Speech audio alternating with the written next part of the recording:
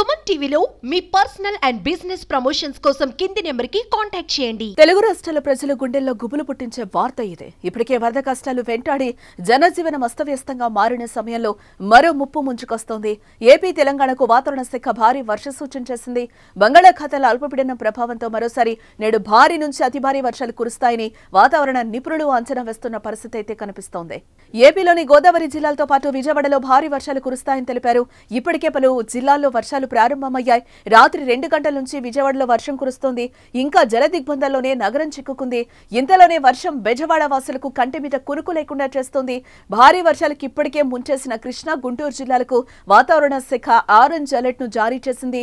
ఇటు కాకినాడ, కోనసీమ, తూర్పుగోదావరి, బాపట్ల, ఏలూరు జిల్లాల్లో భారీ వర్షాలు పడే అవకాశాలున్నాయి.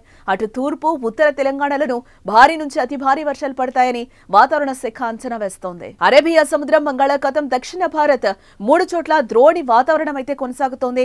అది ఇవాల్టి నుంచి 3 రోజులుంటుంది. పశ్చిమ, మధ్య బంగాళాఖాతంలో సెప్టెంబర్ 5న అల్పపీడనం ఏర్పడే అవకాశాలు అలాగే ఉన్నాయి.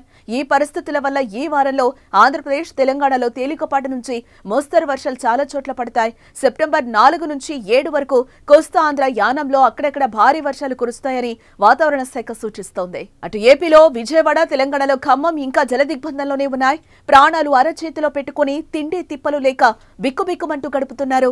అలాంటి వారికి వాతావరణ శాఖ హెచ్చరిక గుండెల్లో గుబులు పుట్టిస్తోంది. వర్ష సూచన ఇరు రాష్ట్ర ప్రభుత్వాలు అప్రమత్తమయ్యాయి. ఎటువంటి అవాంఛనీయ సంఘటనలు జరగకుండా అధికారులు జాగ్రత్తలు తీసుకుంటున్నారు. భారీ వర్ష సూచనతో ముంపు ప్రాంతాల ప్రజలు మరింత జాగ్రత్తగా ఉండాల్సిన అవసరం ఎంతైనా ఉంది.